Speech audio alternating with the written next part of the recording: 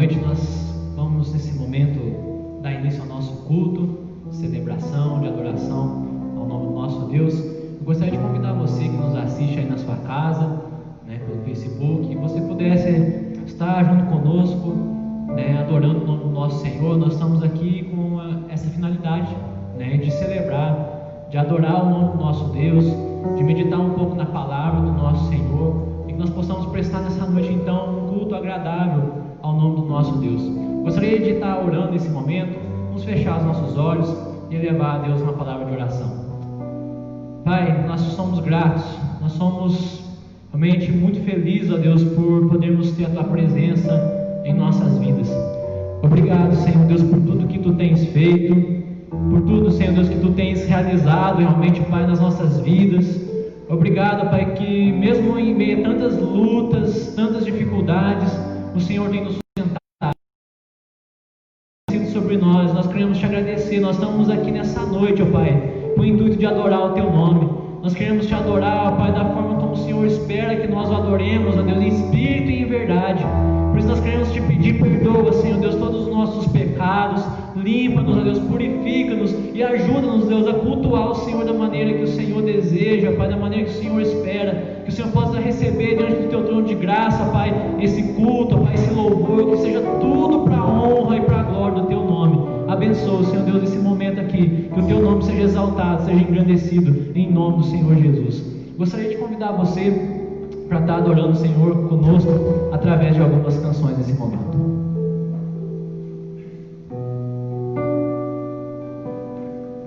Esse primeiro louvor que a gente vai estar cantando ao nosso Deus, ele chama oferta de amor.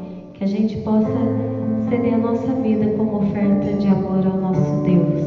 Que a gente possa fazer tudo das nossas vidas para honrar e glorificar o nome do nosso Deus. Que a gente possa cada dia deixar de viver a nossa vontade, a vontade da nossa carne, para estar vivendo a vontade de Deus em nossas vidas. Então te convido nesse momento a cantar essa música de todo.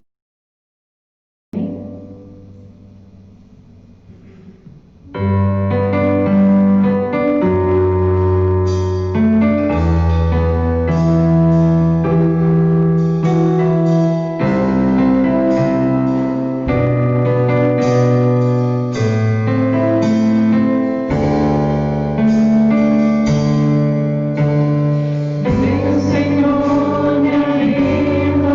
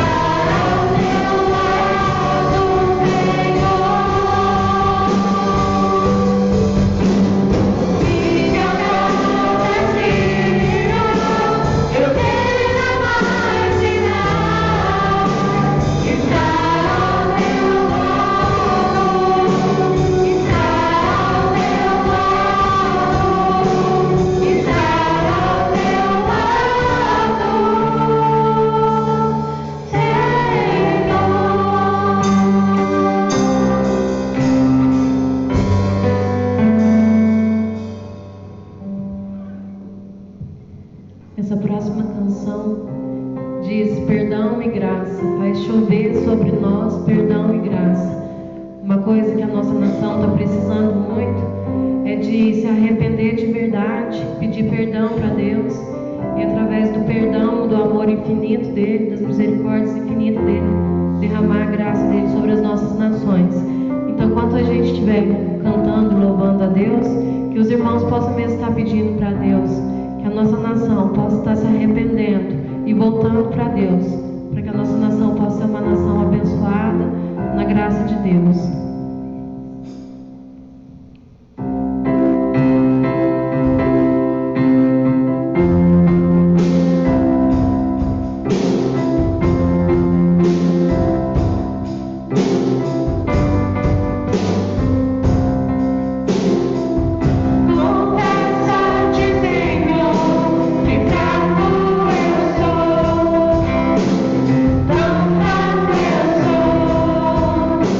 Mas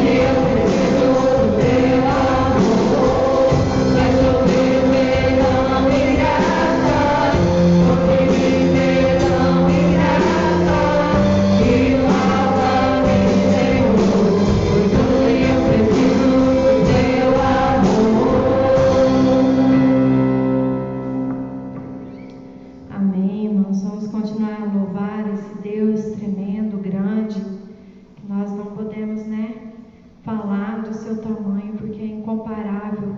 Mas nós sabemos que Ele tem sido grande em nossas vidas, nós sabemos que Ele tem sido grande em abençoar, em perdoar.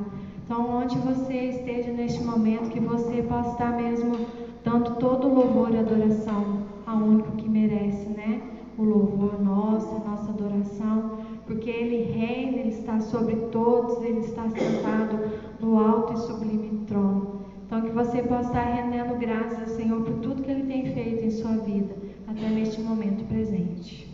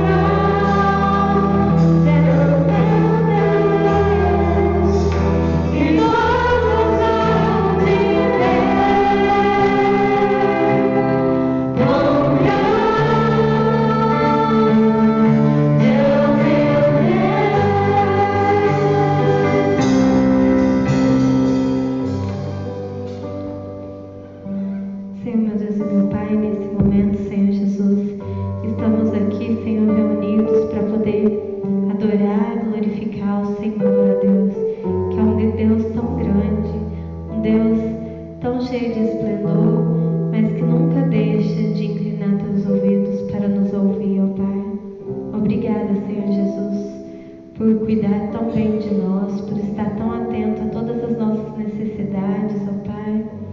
Senhor Jesus, nos ajuda nesse tempo difícil, ó Pai, a qual viemos aqui na igreja simplesmente, ó Pai, para poder, Senhor, em um pequeno número de pessoas, vir louvar Teu nome, Senhor, e também levar a Tua palavra para todos que estão em casa, Pai. Nos ajuda, Senhor Jesus, a passar por esse momento difícil, ó Pai, que possamos mesmo, ó Pai, aqui na igreja ou em nossas casas, sentir as Tuas mãos, ó Pai, nos ajudando, ó Deus, a passar por essa dificuldade, ó Deus.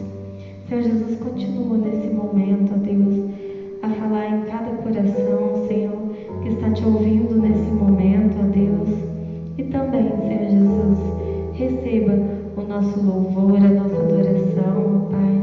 Cada lágrima, Senhor Jesus, que foi derramada nesse dia, Senhor, por exaltação ao Teu nome, que o Senhor possa estar recolhendo, ó Deus. E continua, Senhor, em nossas vidas, no decorrer da semana, ó Pai, abençoando, ó Deus, a nossa cidade, ó Pai. Cuida de nós, ó Deus, é o que Te pedimos nessa noite, no nome santo de Jesus, e desde já Te agradecemos. Amém.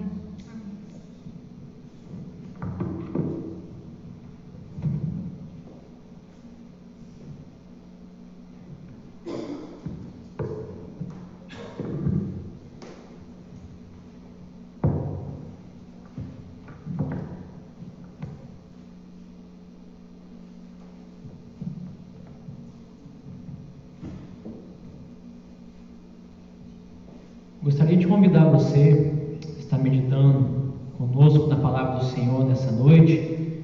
Queria te convidar a abrir a sua Bíblia em Esdras, no capítulo de número 7.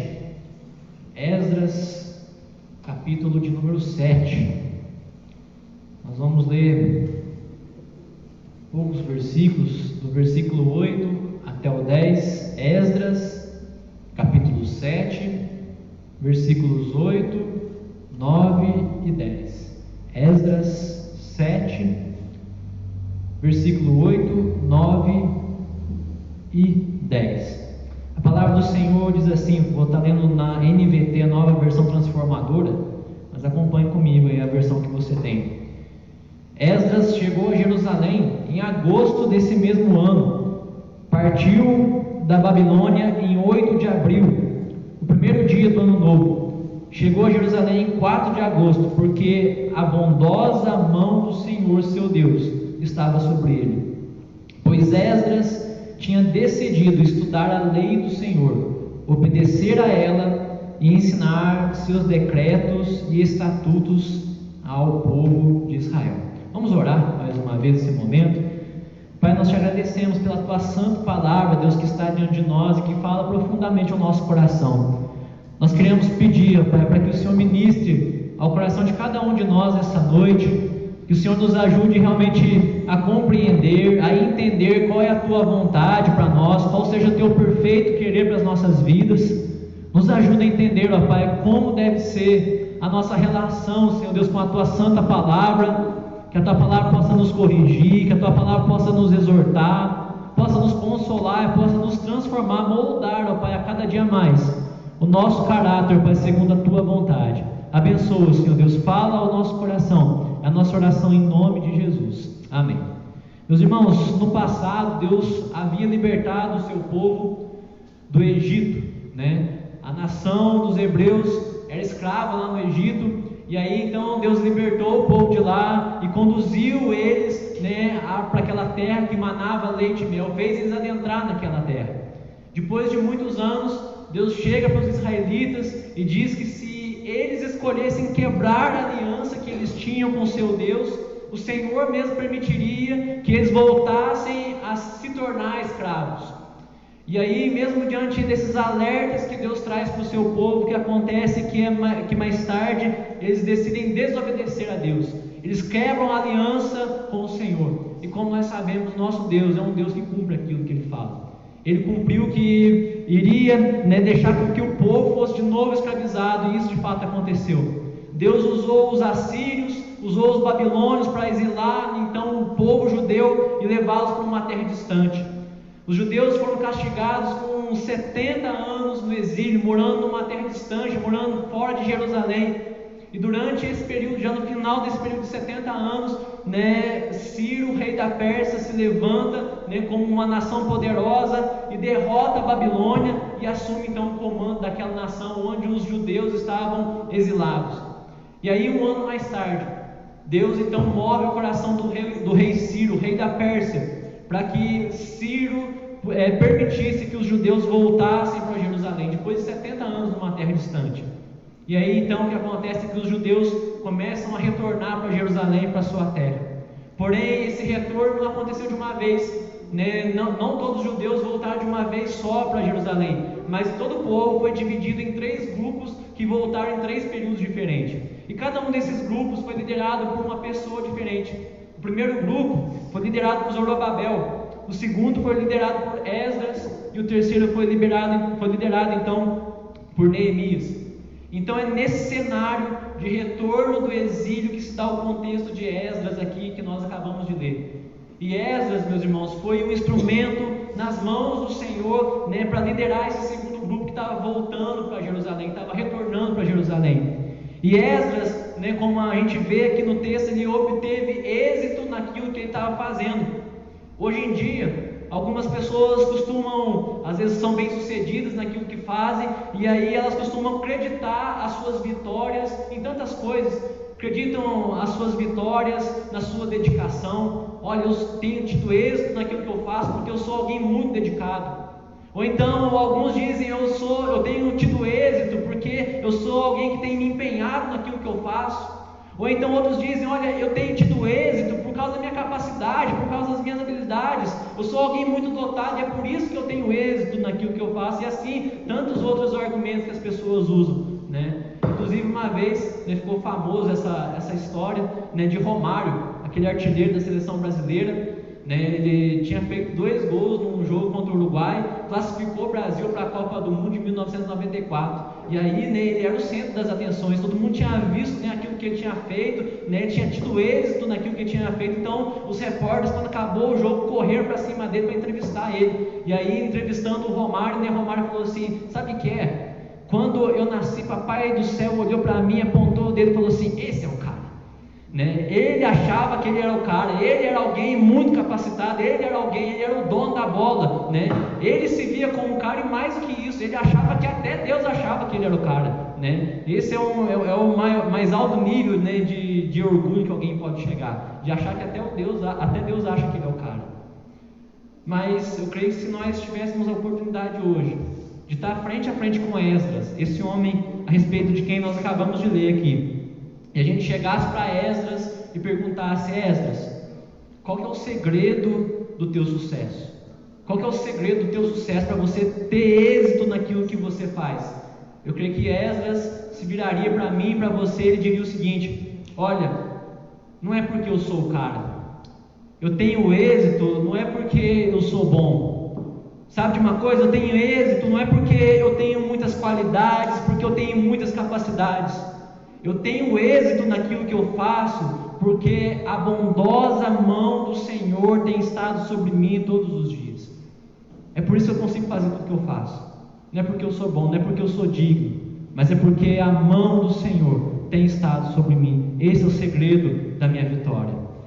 E meus irmãos, como nós precisamos de uma vida como a de Esdras, uma vida de dependência de Deus, de confiar em Deus, de depender da mão de Deus sobre nós, nos ajudando a caminhar, nos ajudando a viver nesses dias e por toda a nossa vida.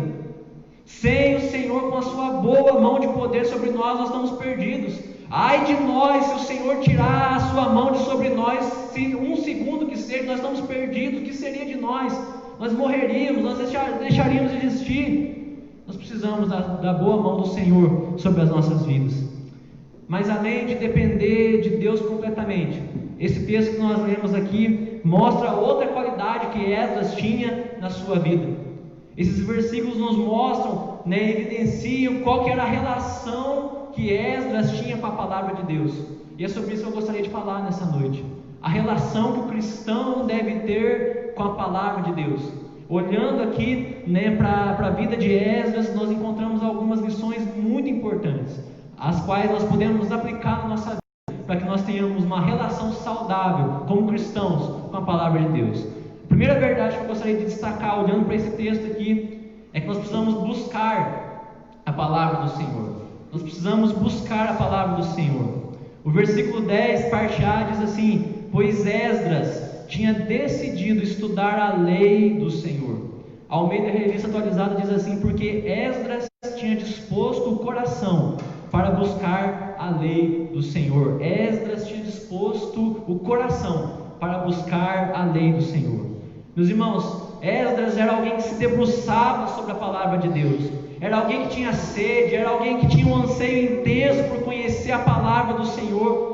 E pelo que nos consta aqui nesse texto, essa atitude de busca pela palavra fez toda a diferença na vida de Esdras. Ele buscar pela palavra realmente revolucionou a vida dele. E quando nós olhamos para a palavra de Deus, nós somos o tempo todo exortados a nos relacionarmos com essa palavra, né? Josué 1,8 diz assim: não deixe de falar as palavras deste livro da lei, de meditar neles de dia e de noite. Salmo 1:2, falando sobre o homem bem-aventurado, fala assim: antes o seu prazer está na lei do Senhor, na sua lei medida de dia e de noite. Provérbios 4:13 também diz: apegue-se à instrução, não abandone, guarde-a bem, pois dela depende a sua vida. Oséias 4:6 diz: o meu povo padece porque lhe falta conhecimento. Nós encontramos também Marcos 12:24, Jesus diz assim: errais não conhecendo as escrituras e nem o poder de Deus. Perceba o quanto nós precisamos, meus irmãos, como cristãos, nos relacionarmos e nos relacionarmos adequadamente com a palavra que Deus deixou para nós. E é triste ver que a igreja brasileira hoje tem se desleixado dessa tarefa tão importante, que é a de estudar a palavra de Deus, que é de buscar pela palavra de Deus. Existem muitos cristãos hoje, velhos de igreja, gente que tem 5, 10, 20 anos de igreja, que não leram nenhuma vez a Bíblia toda. Isso é muito triste. E o resultado disso é que o povo tem sido destruído. O povo de Deus tem sido destruído porque lhe falta conhecimento. O resultado é que nós estamos errados, não conhecendo as Escrituras, nem o poder de Deus sobre nós. Então, como é que nós devemos estudar a palavra de Deus? Esdras nos deixa um modelo aqui precioso. Eu creio que se nós aplicarmos na nossa vida, nós vamos realmente aprofundar as nossas relações com a palavra de Deus. A primeira verdade que nós vemos aqui em Esdras é que ele estudava a palavra de Deus com disposição. O texto diz assim: Esdras tinha disposto. Esdras tinha disposto. No hebraico, essa palavra traduzida aqui como disposto traz o sentido de firmeza, traz o sentido de estabilidade. Então é assim que Esdras se relacionava com a palavra de Deus, com firmeza, com estabilidade. E significa que Esdras não era alguém inconstante na palavra de Deus.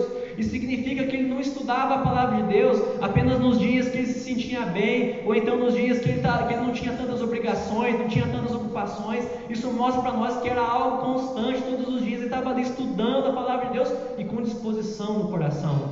Ele tinha constância, ele era firme ao estudar a palavra, ele apresentava estabilidade, a despeito de qualquer sentimento, meus irmãos, a despeito de qualquer ocupação. Esdras se dedicava a buscar pela palavra de Cristo Jesus.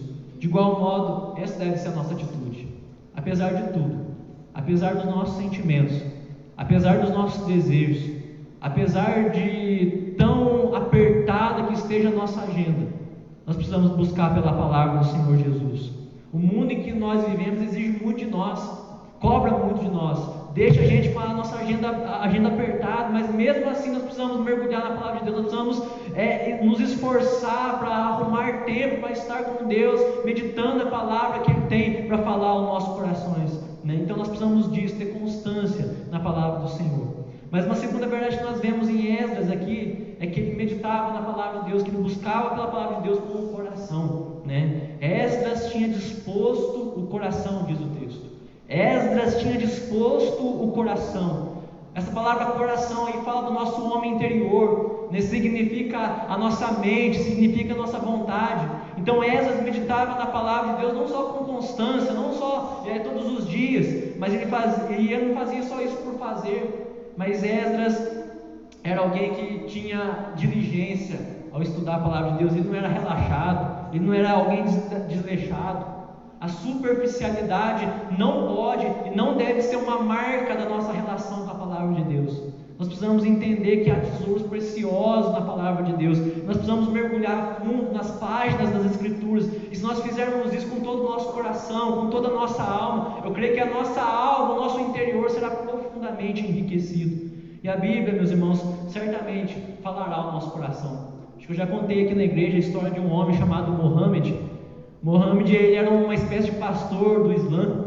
E aí esse homem foi enviado como uma espécie de missionário para ir lá numa região onde tinha um povoado cristão para, entre aspas, evangelizar, para tentar converter aquele povo ali, aqueles cristãos, ao Islã. E aí, chegando naquela região ali, ele decidiu se hospedar num hotel. E ele falou assim: enquanto isso, eu preciso conhecer o que esse povo acredita. Eu vou ler a palavra deles, eu vou ler a Bíblia deles, a doutrina deles, para poder conhecer, para poder combater eles, né? E aí, então, ele achou uma Bíblia daquelas que os gideões colocam em todo hotel, né? Ele abriu a Bíblia ali, o Novo Testamento, começou a ler Mateus, foi para Marcos, quando chegou em Lucas, sozinho ali, sem pregação do Billy Graham, sem pregação do Augusto Nicodemo, sem pregação de ninguém. Ele entregou a vida para Jesus ali, porque a palavra de Deus é viva e eficaz, ela fala aos nossos corações. Se nós nos comprometermos a estudar a palavra de Deus, Deus rompe a dureza do nosso coração e tira as escamas dos nossos olhos. Ele inunda a nossa alma com essa luz que é a palavra de Deus. Então nós precisamos mergulhar na palavra de Deus, né, de todo o nosso coração. Mas uma segunda verdade que nós vemos em Esdras aqui, que marcou a relação dele com a palavra de Deus, é que ele não só buscou a palavra de Deus, mas ele também obedeceu a palavra de Deus. Versículo 10 diz: pois Esdras tinha decidido estudar a lei do Senhor e obedecer a ela. A dedicação, meus irmãos, e o empenho que Esdras tinha não ficou restrito apenas ao campo, né, da meditação, do estudo da palavra de Deus. Esdras se empenhou também em cumprir, em viver a palavra do Senhor Jesus, né? E com isso, Esdras deixa para mim e para você mais um belo exemplo, né, mais uma lição muito importante: a necessidade de nós vivenciarmos tudo aquilo que nós temos aprendido da palavra do Senhor. Tiago, meio-irmão de Jesus, ele fala, né, dessa questão da prática da palavra de Deus de uma forma muito maravilhosa. Eu gostaria de ler o texto, Tiago 1, versículos 22 ao 25. Tiago diz o seguinte: tornai-vos, pois, praticantes da palavra, e não somente ouvintes, enganando-vos a vós mesmos. Porque se alguém é ouvinte da palavra e não praticante, assemelha-se ao homem que contempla no espelho o seu rosto natural, pois a si mesmo se contempla e se retira, e para logo se esquece de como era a sua aparência. Mas aquele que considera atentamente na lei perfeita, lei da liberdade, e nela persevera, não sendo ouvinte negligente, mas operoso praticante, esse será bem-aventurado no que realizar. Meus irmãos, nesse texto, Tiago nos ajuda a entender esse importante aspecto da nossa relação com Deus, né, que é a prática da palavra de Deus, como nós temos visto aqui em Esdras. A primeira coisa que nós podemos notar aqui em Tiago é que a palavra precisa ser obedecida imediatamente.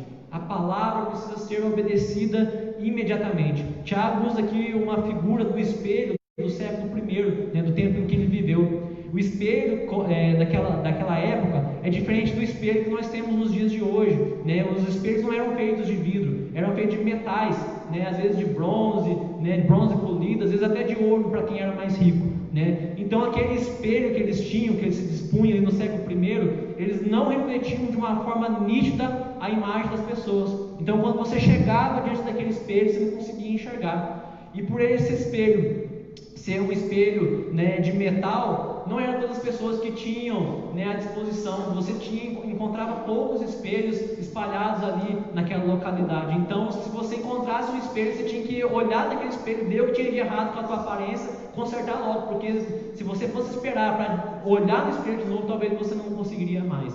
Então você tinha que fazer isso rápido. Então Tiago diz aqui que o homem que ouve a palavra, mas não coloca a palavra de Deus em prática, é como um homem que contempla o seu rosto, né, mas ele não faz as mudanças que precisa fazer, e dali a pouco ele esquece de como era a sua aparência, né? Não sei se você já teve essa experiência de acordar de manhã, teu cabelo está desse tamanho assim. Meu cabelo estava, né, há poucos dias atrás, antes de eu acordar, Então você acordava, o cabelo estava desse tamanho, assim, grande, espetado. Aí você olhava assim no espelho e você via, puxa vida, eu preciso dar uma penteada no cabelo, eu preciso dar uma acertada aqui.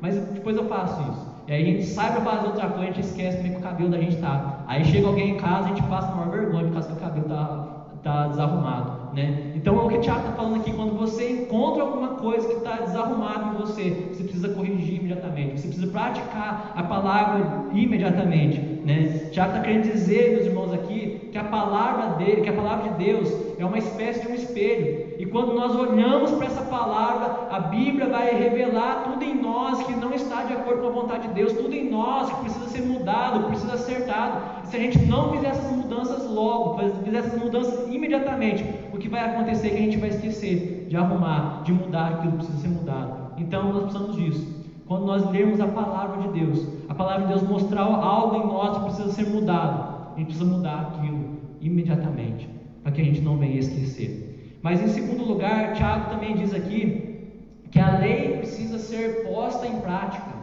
A lei de Deus precisa ser posta em prática. Tiago se refere à palavra de Deus como uma lei, né? Existem pessoas que defendem o antinomianismo. O que é isso? Gente que acredita que a graça de Jesus, né, a gente é salvo pela graça de Jesus, e por conta disso a gente não tem obrigação nenhuma mais com a lei. A gente não precisa mais obedecer a lei, a gente precisa mais obedecer aquilo que a palavra de Deus nos diz. A gente pode viver a vida do jeito que a gente bem entender, e isso é totalmente antibíblico. Não existe isso na Bíblia, né? Quando a gente olha para a Bíblia, a gente vê que nós precisamos de fato obedecer a lei do Senhor Jesus, né? Uma coisa é fato: nós não podemos ser salvos pela lei. Isso ninguém pode. Ninguém pode ser salvo pela obediência da lei. Ninguém merece salvação. A salvação é unicamente, exclusivamente pela graça de Jesus Cristo. Mas quando eu e você cremos em Jesus como nosso Senhor e nosso Salvador, Ele devolve a sua lei para nós. E agora a lei tem um papel importante, não de nos salvar, mas a lei tem um papel importante de mostrar para nós qual é a vontade de Deus, qual é o caminho no qual nós devemos seguir, qual é a vida moral que Deus espera que nós vivamos, né? Então a lei mostra como deve ser a nossa conduta, né? E para nós andarmos na lei, meus irmãos, Deus sabe da nossa incapacidade, Deus sabe das nossas dificuldades, Deus sabe das nossas limitações, e Ele deu um recurso maravilhoso para mim e para você, que é o Espírito Santo.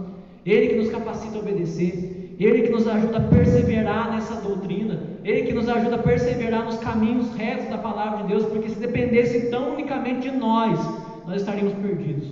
Mas o Espírito Santo nos capacita. O Espírito Santo é o nosso auxiliador, é o nosso ajudador. Então nós temos sim que nos esforçar para obedecer, mas nós precisamos também, em muita humildade, em muita dependência de Deus, clamar: Espírito Santo, me ajuda a obedecer a tua palavra, me ajuda a seguir a tua vontade, me ajuda a fazer aquilo que o Senhor espera que eu faça. Uma terceira verdade que nós vemos em Tiago, né, é a necessidade é a questão de que a obediência traz consigo bênçãos para as nossas vidas. Quando nós obedecemos, Deus nos abençoa. Tiago diz que aquele que é operoso praticante da palavra de Deus, esse será bem-aventurado naquilo que ele realizar. Hoje tem muitas pessoas dando com a cabeça, com a cara na parede, tem muitos dando um murro na ponta de faca. Por quê? Porque simplesmente decidiram desobedecer a palavra de Deus, e elas estão sofrendo graves consequências por conta disso. Mas por outro lado também eu tenho visto muitas pessoas sendo abençoadas porque decidiram obedecer a palavra de Deus.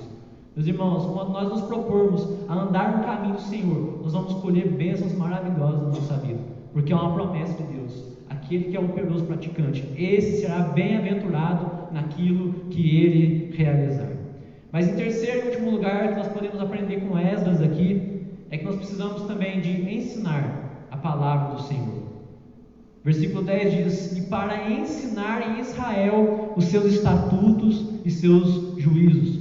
Esdras se dedicava a estudar e a praticar a palavra de Deus, só que ele não parava por aí. Esdras ia mais além. Ele se preocupava em passar adiante tudo aquilo que ele tinha aprendido através da palavra do Senhor. E o tempo em que Esdras se dedicou a ensinar foi muito oportuno, visto que o povo estava voltando do exílio. Lá no exílio, a vida religiosa do povo não era a mesma que eles tinham em Jerusalém. E lá eles não tinham um templo onde eles poderiam cultuar a Deus semanalmente, onde eles poderiam ir, se reunir para adorar o Senhor, para expiar os seus pecados, né? Então eles se afastaram de certa forma da lei, né? Então durante esse período, né, que os judeus passaram no exílio lá na Babilônia, o relacionamento deles com a palavra ficou um tanto quanto comprometido. E agora então, né, a gente percebe aqui que eles necessitavam de ser reeducados na lei do Senhor, reeducados na palavra do Senhor. E Esdras, estudante, praticante da palavra, se propôs a ensinar a Bíblia, ensinar a lei para esse povo, sabe, estabelecendo um paralelo com a nossa atualidade hoje. Nós percebemos que o nosso tempo é um tempo muito oportuno também para nós ensinarmos a palavra de Deus.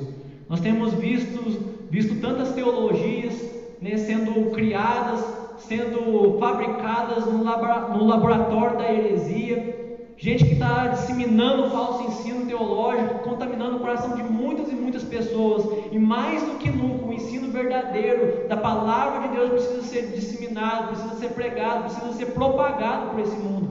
Eu creio, meus irmãos, que Deus tem dado a nós essa revelação, a revelação verdadeira da palavra de Deus. Eu creio que nós temos conhecido a doutrina bíblica verdadeira, e nós precisamos disso, nós precisamos repassar isso adiante, assim como Esdras fez. E a quem então nós poderíamos ensinar, né, a palavra de Deus? Primeiro, ensine a palavra de Deus na sua casa. Ensine a palavra de Deus na sua casa. Pais, eduquem os seus filhos no caminho do Senhor, porque quando ele for velho, ele não vai se desviar do caminho de Deus. Eduque ele no caminho do Senhor. Eduque. Não deixe que a TV, que o smartphone, né, que o computador venha ser o professor do teu filho, o educador do teu filho. Mas que a palavra de Deus seja o educador do teu filho. Que a palavra de Deus venha educar o seu filho no caminho certo, né? E além disso também os casais edifiquem-se um ao outro, né? Fale aquilo que você aprendeu, aquilo que você ouviu Deus falar com você no seu momento devocional. Compartilhe aquilo com sua esposa, com seu esposo, né? E assim um vai edificando a vida do outro. Mas em segundo lugar, compartilhe com seus amigos também aquilo que você tem aprendido por meio do estudo da palavra de Deus. Conversar sobre a palavra de Deus com os nossos amigos é uma forma de nós ensinarmos a Bíblia. Uma conversa simples, uma conversa com alguém do trabalho, talvez. Você pode comentar: estava lendo tal livro da Bíblia e Deus falou isso comigo, falou aquilo outro comigo. Você vai estar abençoando a vida daquela pessoa, você vai estar ensinando a Bíblia para aquela pessoa. Jesus disse que é para a gente sair por esse mundo e fazer discípulos, ensinando-os a guardar tudo aquilo que Ele nos ordenou. Então nós precisamos disso, fazer discípulos dessa forma, ensinando aquilo que Deus tem nos ordenado a obedecer. Então se esforce por compartilhar e ensinar a palavra de Deus. Concluindo essa mensagem, nós percebemos que Esdras nos mostra como deve ser a nossa relação com Deus. Com Esdras nós aprendemos que a nossa relação com Deus deve ser uma relação, com a palavra de Deus, deve ser uma relação de amor. E quando nós amamos a palavra de Deus, nós vamos estudar a palavra de Deus. Quando nós amamos a palavra de Deus, nós vamos praticar a palavra de Deus. E quando nós amamos a palavra de Deus, nós vamos também ensinar a palavra de Deus. Não importa o preço que a gente tem que pagar por isso. Por que eu estou dizendo isso? Não importa o preço que temos que pagar por isso. Eu gostaria de encerrar contando a história de um homem chamado John Huss. John Huss, ele viveu no período antes da Reforma Protestante, em 1415, quando a igreja estava imersa na densas trevas da falsa religião. Foi nesse período que John Huss viveu. John Huss, ele aprendeu muito com outro homem, né, que entendia realmente da palavra de Deus, que compreendia o verdadeiro evangelho, chamado John Wycliffe. E ele teve a sua mente iluminada pelo Espírito Santo. Então ele, passou a crer, e vivenciar o verdadeiro evangelho durante aquele tempo sombrio. Mas John Huss não se contentou simplesmente em saber e conhecer o evangelho. Ele quis também passar esse evangelho adiante, passou a pregar e ensinar muitas e muitas pessoas. E por conta disso, por ele estar disseminando o verdadeiro evangelho, John Huss passou a ser perseguido pelas autoridades religiosas da época. E aí John Huss então acabou sendo preso, e mais tarde ele foi convidado a inclusive a renunciar aos ensinos que ele estava propagando pelo mundo afora. E quando ele foi convidado a renunciar aos ensinos dele, John Hus chegou e disse assim: olha, como é que eu posso fazer isso? Como é que eu posso renunciar aos ensinos, o verdadeiro evangelho? O que eu vou fazer, o que eu vou dizer quando eu chegar lá na eternidade e olhar nos olhos do meu Senhor? O que eu vou fazer se eu renunciar aos ensinos verdadeiros do evangelho? Diante disso, então, decidiram executar, decidiram matar John Hus. E quando chegou o dia, da execução de John Hus, estavam levando John Hus lá para o lugar da execução. Hus começou a orar e falou assim: Deus, em tuas mãos eu entrego o meu espírito.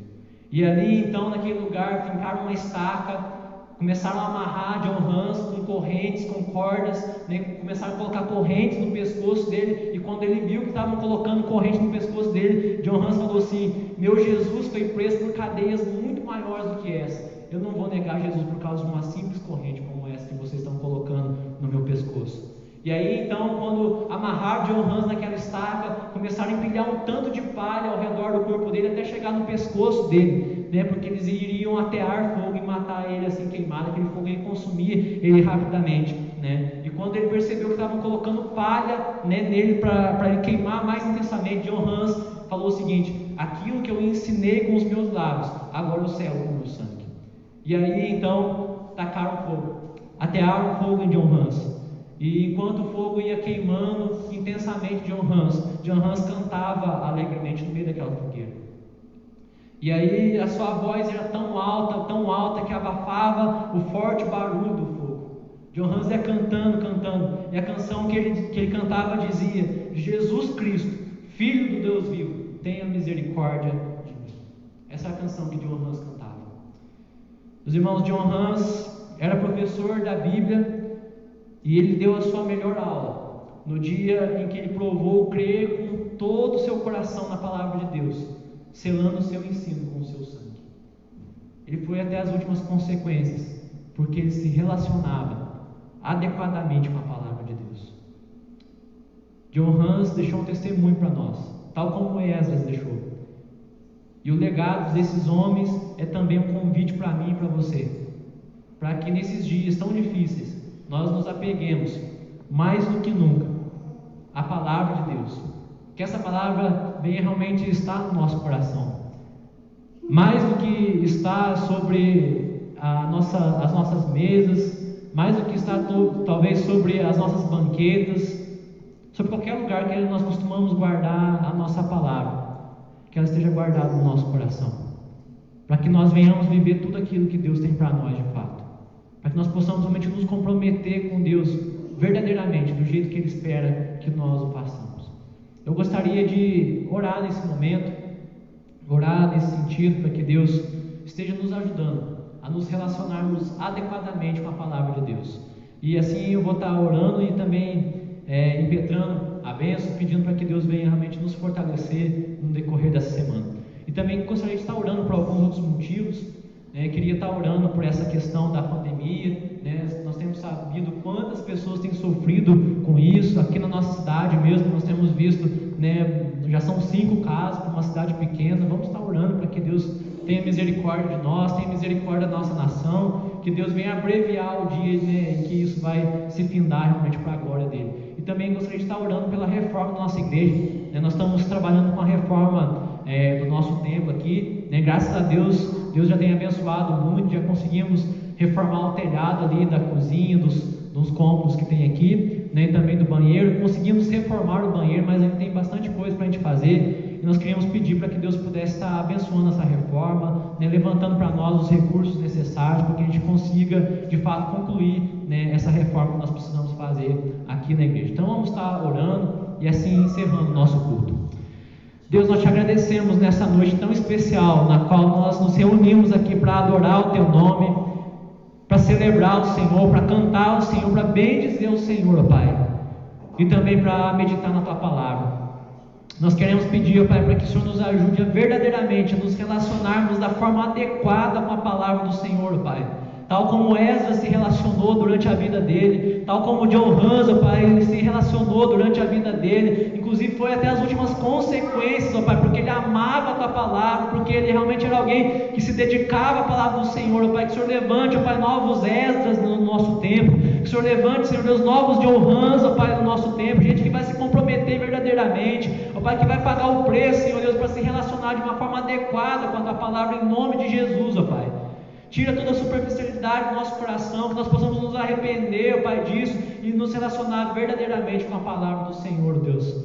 Oramos também, ó Pai, por toda essa situação pandêmica, ó Pai, que tem acometido, ó Pai, a nossa nação, ó Deus, que tem nos cercado, que tem trazido tanta dor, tantos prejuízos. Nós queremos colocar isso diante do Senhor e pedir, ó Pai, tem misericórdia de nós, ó Pai. O Teu povo clama, Senhor Deus, que o Senhor possa olhar por nós, que o Senhor possa sarar, ó Pai, a nossa nação. Há uma promessa da Tua palavra, Pai, se nós nos humilharmos, se nós nos arrependermos, se nós nos voltarmos ao Senhor, se nós buscarmos o Senhor em oração, o Senhor pode sarar a nossa terra. Então nós queremos fazer isso, Pai, pedir perdão por todas as vezes, ó Pai, que nós temos entristecido o Teu santo coração, por todas as vezes que nós temos errado no algo, ó Pai, nós pedimos perdoa-nos, ó Pai, perdoa-nos em nome de Cristo Jesus, ó Pai, e sara, Pai, o Teu povo, sara, Pai, a nossa terra em nome de Cristo Jesus.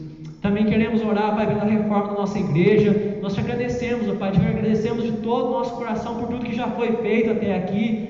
Mas nós queremos pedir, ó Pai, também para que em nome de Jesus o Senhor continue, ó Pai, a providenciar os recursos necessários, Deus, para que a gente consiga terminar, Pai, essa reforma que nós precisamos fazer aqui na igreja, Pai. Nós entregamos tudo diante do Senhor e desde já, Pai, te agradecemos na certeza que o Senhor, Pai, tem ouvido o nosso clamor e a nossa oração em nome de Jesus.